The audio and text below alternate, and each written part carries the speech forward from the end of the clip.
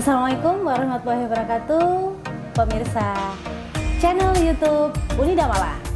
Hari ini kita bertemu lagi ya di acara Bincang Santai. Wow, ini acara ini pasti yang sangat ditunggu-tunggu oleh pemirsa semuanya. Tetap jangan lupa like, subscribe, dan komen ya. Boleh share juga ke yang lain agar perbincangan ini lebih bermanfaat.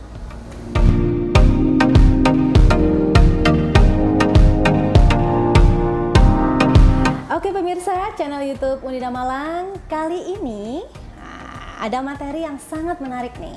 Pastinya tentang branding Fakultas Teknik Universitas Wisnuwardana Malang yang harus selaras dengan perkembangan teknologi dan kebutuhan masyarakat masa kini dan masa mendatang. Nah, terkait tema ini sebenarnya di sini perlu ya adanya narasumber yang kompeten di bidangnya pastinya. Dan Unida Malang selalu menyuguhkan narasumber yang sangat kompeten. Kali ini kita kedatangan narasumber yang sangat luar biasa. Beliau mempunyai sepak terjang di bidang pendidikan pastinya, kemudian di bidang perguruan tinggi yang sudah melalang buana. Mulai tahun 1980 hingga 2019 beliau mengajar di salah satu perguruan tinggi ternama di Malang. Kemudian pada tahun 2019 hingga sekarang beliau juga mengajar di Universitas Wisnuwardana Malang. Beliau adalah reviewer dari Ristek Dikti bagian evaluasi pengabdian masyarakat. Nah, yuk sama-sama kita mengenal. Selamat datang Bapak Dr. Darsono Sigit, MPD.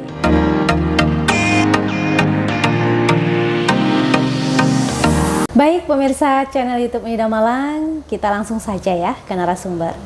Selamat datang Bapak Darsono, sehat ya Pak ya? Sehat, terima kasih Bu Nurin. Alhamdulillah. Beliau pastinya banyak kesibukannya nih pemirsa ya. Dan terima kasih Pak Darsono sudah menyempatkan waktu untuk sharing ilmunya di sini. Mudah-mudahan pemirsa YouTube Unida Malang tetap bersemangat ini dalam rangka tema yang sangat menarik hari ini. Nah, Pak Darsono, kalau kita bicara tentang keselarasan ya Pak Darsono ya, keselarasan teknologi pastinya kalau kita ya di bidang apapun ya Pak Darsono kalau kita bicara ya, teknologi di era sekarang ini sebenarnya bagaimana ya Pak Darsono? Ya, kalau teknologi kita tinjau dari Fakultas Teknik yang kebetulan kita juga mengajar bersama di Unida. Unida itu ada 3 prodi, yaitu teknik elektro, teknik industri, dan teknik sipil. Maka fokus kita untuk mengembangkannya itu adalah 3 itu.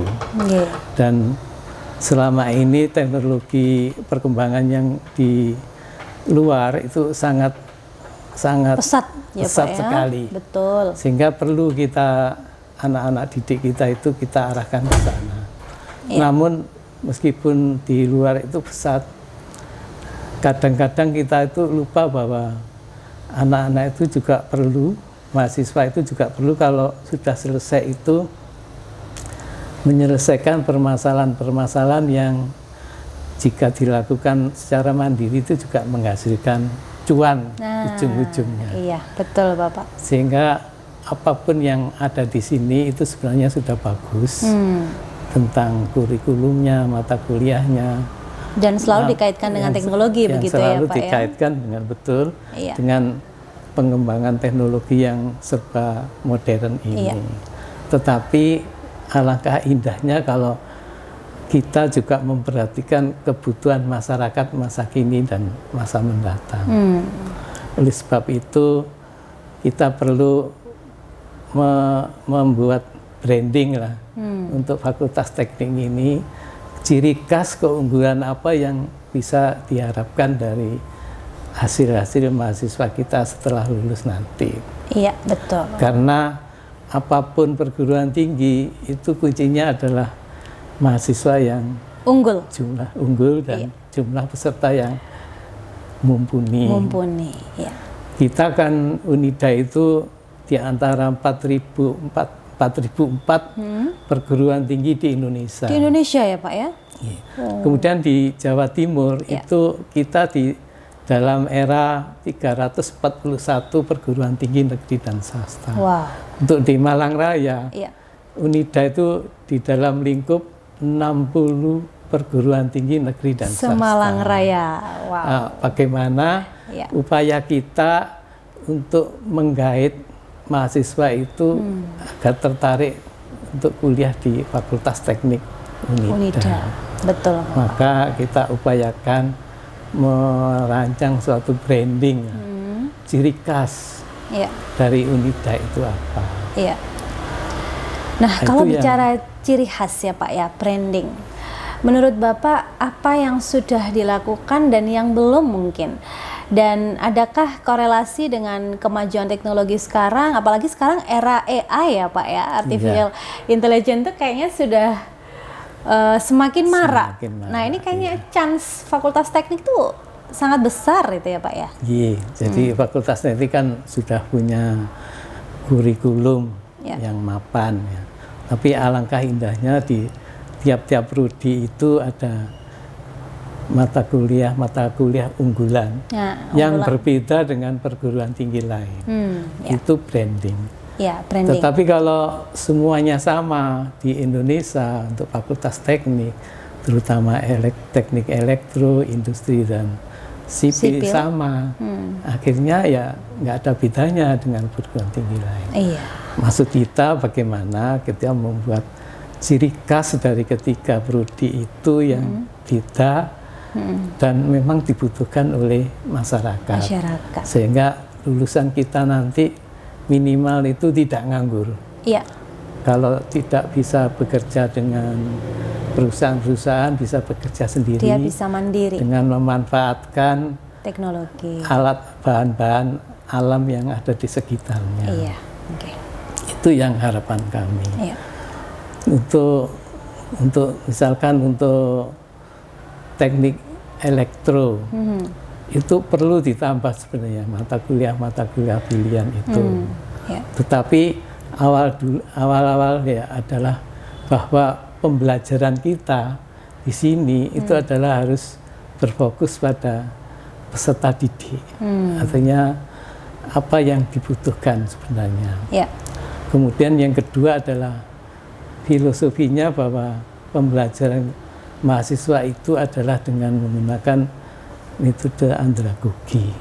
Metode apa Pak? Andragogi. Oh, andragogi. Apa itu Pak? Mungkin pemirsa channel YouTube belum mengerti ini. Saya juga masih belum terlalu mengerti ya. Bahwa mahasiswa itu sudah mempunyai pengalaman bekal yang sudah ada. Oh, pengalaman bekal yang sudah ada yang dia miliki gitu ya Pak ya. Betul. Kemudian yang kedua adalah bahwa mahasiswa itu punya keinginan, harapan-harapan, permasalahan-permasalahan. Kemudian yang ketiga, berarti mereka harus berinisiatif begitu? Berinisiatif. Jadi kalau mata kuliah itu yang sesuai dengan kebutuhan mereka, pasti mereka ada semangat untuk belajar meskipun nggak disuruh belajar. Betul Bapak. Itu andragogi. Oh, andragogi. Dan kemudian bahwa mahasiswa itu juga diajak merancang suatu pembelajaran itu sendiri. Jadi ada suatu kesepakatan bahwa kegiatan-kegiatan ini akan dilakukan. Itu andragogi. Kemudian perlu juga pembelajaran itu tuntas di sini. Tuntas. Jadi diharapkan tidak ada mahasiswa yang tertinggal lulus.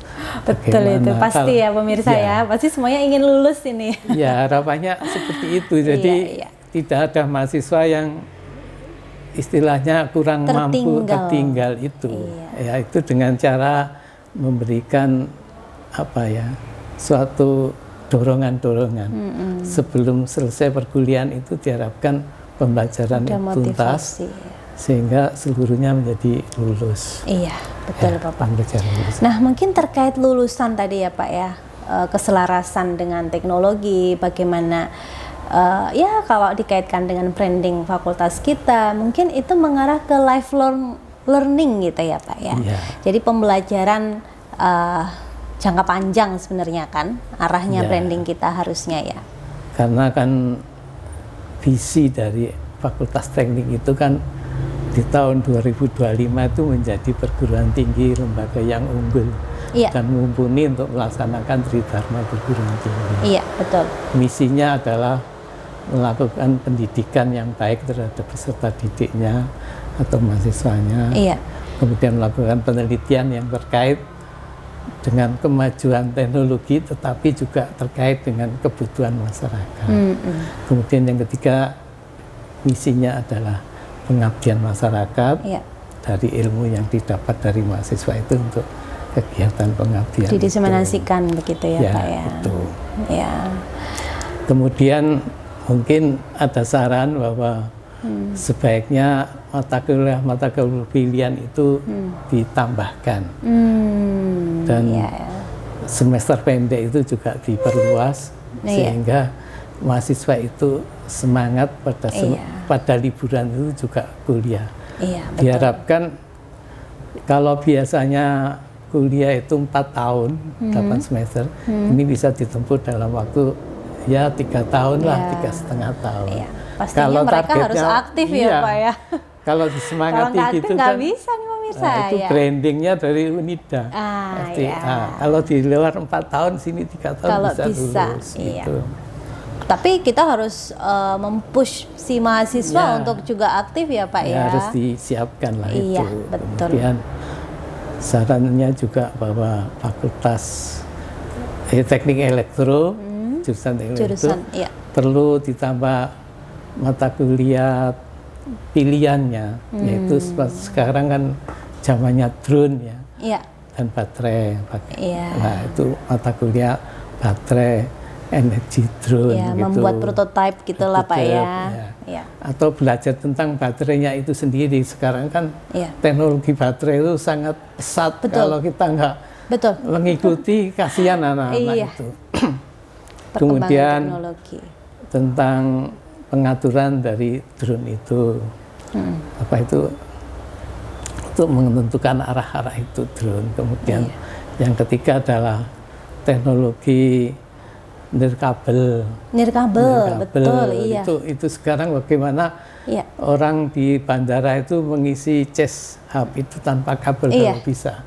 Di luar kan sudah mulai. Memang kemajuan teknologi ini sangat pesat sekali ya Bapak ya, sehingga pasti membuat chance tersendiri sebenarnya untuk membranding fakultas kita ya Pak ya. Kemudian juga dipertimbangkan juga apa itu magnet, tentang itu magnet tentang makhluk hidup ya. Apa medan listrik, medan magnet itu juga bisa dikembangkan sehingga bisa membedakan bahwa ini adalah manusia atau hewan di balik tembok sana. Sekarang betul, kondisinya seperti apalagi pakai sensor dan lain-lain kan itu sangat berkembang ya Pak ya. Nah, kalau kita bicara tentang branding Fakultas Teknik khususnya di Wisnuwardana ya Pak ya. Sebenarnya menurut kajian Bapak selama mengajar di sini, penilaian Bapak mahasiswa kita itu apakah sudah bisa mengikuti perkembangan teknologi Bapak? Ya, kalau mahasiswa kuliah itu sebenarnya kan memang tidak mengerti ya. Kalau sudah mengerti ya nggak mungkin kuliah. Jadi kuliah tujuannya belajar ya pemirsa ya. Jadi memang mahasiswa itu ya minta mencari ilmu di sini. Betul, maka kita perlu membimbing, mendampingi dengan segala cara. Jadi tidak perlu terlalu tegang, terlalu tetapi menyenangkan.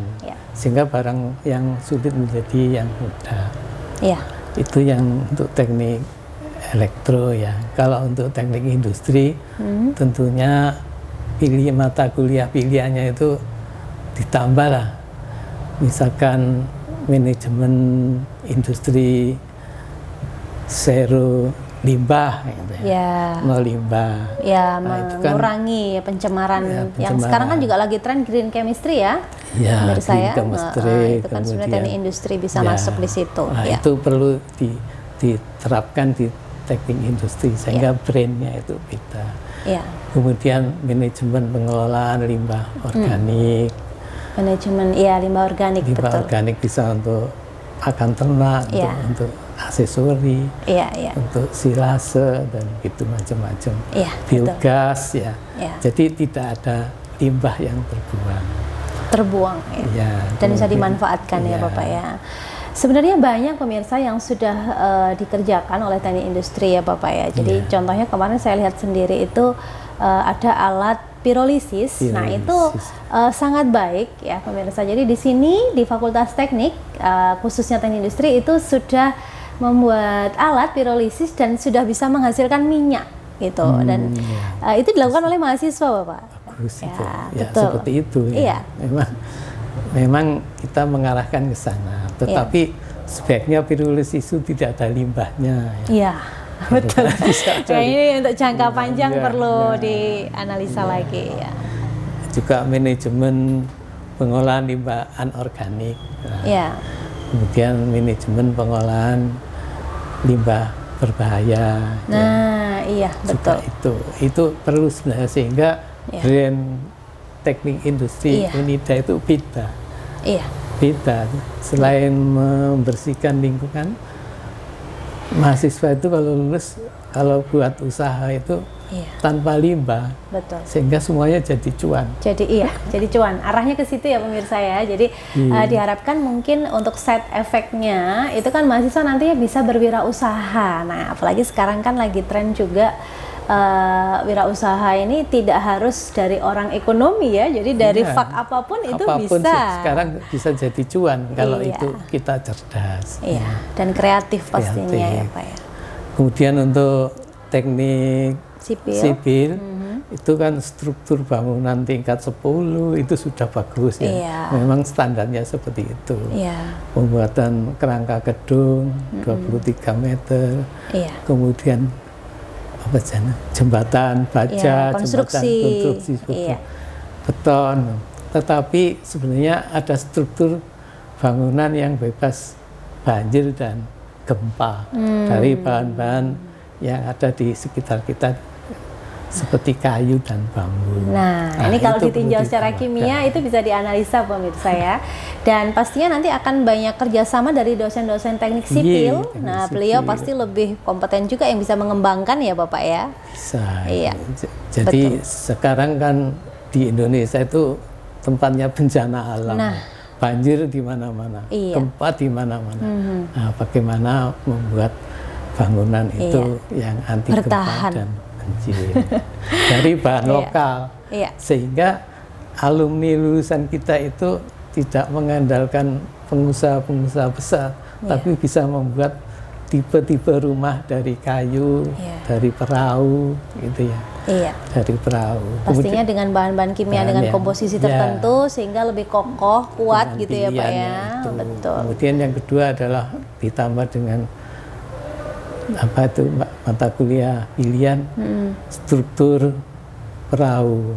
Jadi bisa perahu hunian, perahu warung, perahu untuk wisata. Betul. Dan pasti mahasiswa senang gitu ya pemirsa ya. Pasti dia bisa mengeksplor pengetahuannya dan membuat konstruksi mungkin yang menarik gimana, dan pastinya dosen teknik sipil akan lebih banyak ilmu-ilmu yang bisa diserap di situ ya Bapak ya. Karena mahasiswa Unida pada umumnya kan dari penjuru Indonesia. Betul ya. Dan masyarakatnya itu ya kebanyakan pesisir kepulauan pesisir.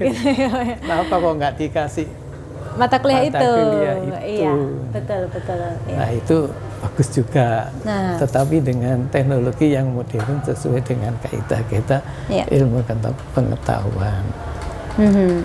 Nah, upaya-upaya itu bisa tercapai jika kita secara bersama-sama melakukan suatu kolaborasi, melakukan suatu perencanaan bersama. Betul, mulai dari kurikulumnya ya pemirsa, kemudian dengan pengembangan mata kuliah, dosen-dosen yang melibatkan praktisi ya Pak ya.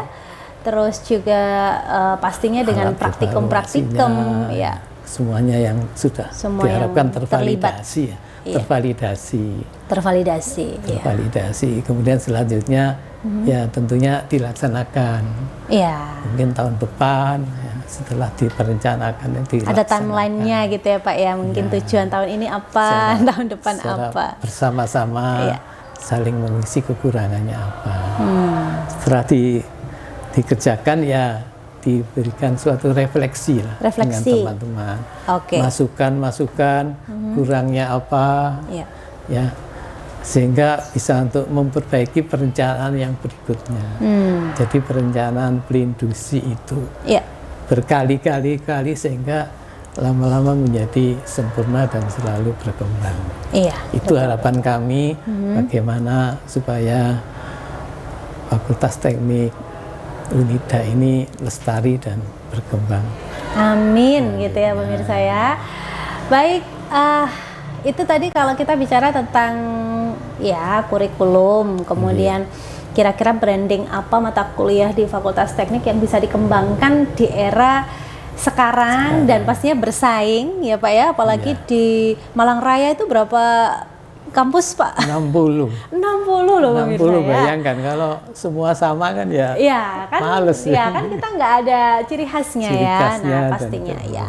Dan kemarin untuk beberapa kinerja dari mahasiswa sebenarnya Bapak, jadi sudah ya alhamdulillah udah banyak ya dari mahasiswa Fakultas Teknik Elektro ya, mulai dari robotik, kemudian ya membuat prototipe, kemudian iya Bapak, kemudian di industri yang kita bicara tadi ya, ada pirolisis, kemudian ada yang terkait kimia, tetap sempat membuat sabun kemarin Bapak.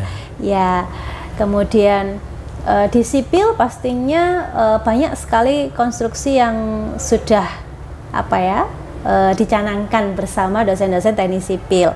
Dan kebetulan di mahasiswa teknik sipil kemarin ada yang lolos LO kreatif, kemudian PKM. Nah, itu contoh dari kinerja mahasiswa yang sebenarnya menunjukkan prestasi ya Bapak ya. Mungkin saran juga ya bahwa kalau setiap dosen melakukan model pembelajaran pada yang secara belajar berkelompok lah, tiap kelompok ada 4 atau 3 mahasiswa. Pada akhir perkuliahan diharapkan ada tugas menyusun ide-ide inovatif untuk penerapan ilmu pengetahuan yang telah dipelajari selama 1 semester itu apa. Sehingga diarahkan ke program kreativitas mahasiswa. PKM. Jadi internal dan eksternal. Betul. Sehingga antara dosen dan mahasiswa itu saling berbarokah. Mahasiswanya dapat ilmu, dosennya dapat pembimbingan. Sehingga PKM itu kan dosen bisa membimbing 5 nggak salah ya, 10 atau 5 PKM. Betul, bisa sampai 10 akun kalau yang terakhir kemarin ya Bapak ya. Kalau mahasiswanya 20 dibagi 5 kan, 5 kelompok kan, 1 semester bisa 5 PKM maju dengan bimbingan yang dan pastinya harusnya PKM juga meningkatkan kualitas ya Bapak ya. Kualitasnya itu sendiri sehingga anak-anak itu punya semangat untuk belajar tanpa disuruh. Dan berkembang sendiri dan memanfaatkan potensi lingkungan di daerahnya masing-masing untuk dimanfaatkan secara optimal dan efisien. Jadi tidak boros. Betul. Itu tadi sehingga itu harapan kami, semoga Unida tetap jaya lestari. Amin. Bersama dosen-dosennya juga mengarah terus ke berkarya. Brandingnya Betul, itu, penelitian dan pengabdiannya arahnya ke branding itu. Nah ini kalau kita bicara tentang karya dosen tadi ya Pak ya. Saya tarik sedikit mungkin ke pengalaman Bapak menjadi reviewer nasional. Kira-kira dari pengalaman Bapak, mungkin reviewer nasional se-Indonesia ini pemirsa beliaunya ya. Nah, yang paling sering proposal diterima dan didanai kolaborasi dari dosen dan mahasiswa itu apa Bapak? Sebenarnya kalau pengabdian itu kan penerapan hasil penelitian. Apalagi dikaitkan dengan teknologi tadi ya. Kalau makanya kita harus mendata penelitian dosen dan mahasiswa apa saja yang bisa diangkat menjadi yang sudah pernah dilakukan ya Pak ya. Itu sebagai dasar latar belakang untuk mengangkat permasalahan itu sesuai dengan kebutuhan masyarakat. Itu peluang diterimanya tinggi daripada kosongan. Idenya bagus tapi nggak ada pengalaman, tidak ada hasil penelitiannya. Ya, Tetapi ya.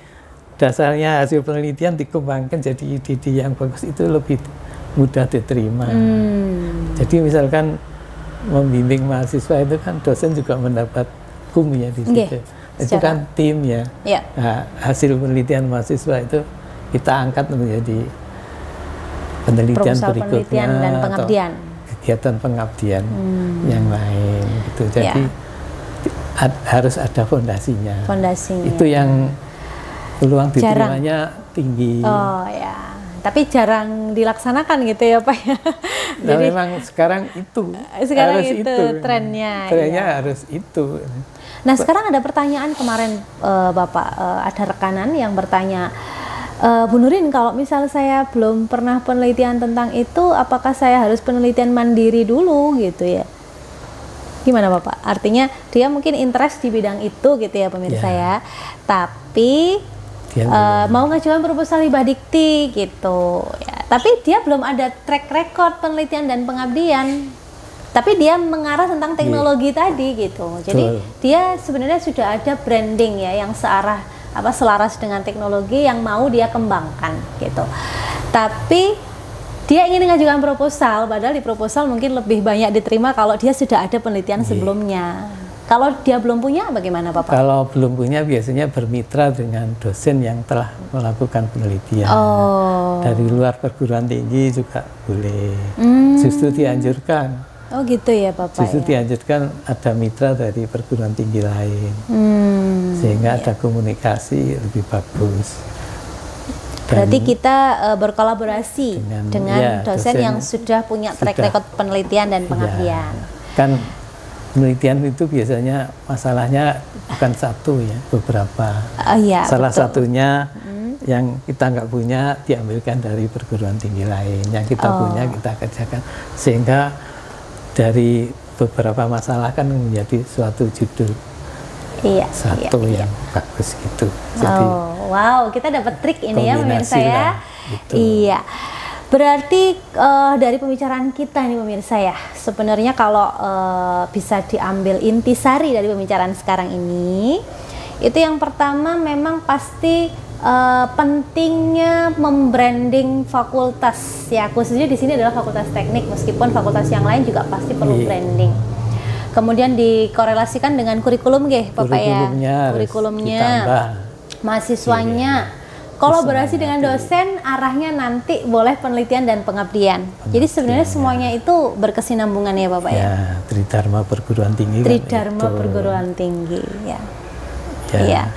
Wow, luar biasa menarik ya pemirsa pembahasan kali ini, dan mudah-mudahan sekelumit ya hari ini menjadi pencerahan gitu ya untuk pemirsa channel YouTube Unida Malang. Ya. Terima kasih Bapak, tidak terasa kita ngobrol-ngobrol sudah di penghujung acara. Tetap sehat ya Bapak ya, dan tetap membimbing mahasiswa, mudah-mudahan ilmunya kami siap mendampingi Bapak Ibu dan mahasiswa untuk maju dalam kegiatan pengabdian dan penelitian. Amin. Iya, terima kasih Bapak Darsono, mudah-mudahan kita bertemu lagi di lain kesempatan.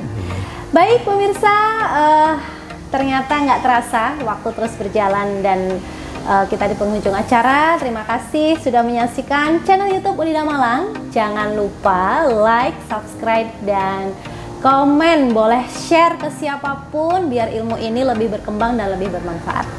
Baik, saya Nurin Fitriana selaku pembawa acara mohon undur diri. Kalau ada salah kata mohon dimaafkan. Saya akhiri Bapak. Assalamualaikum warahmatullahi wabarakatuh. Waalaikumsalam.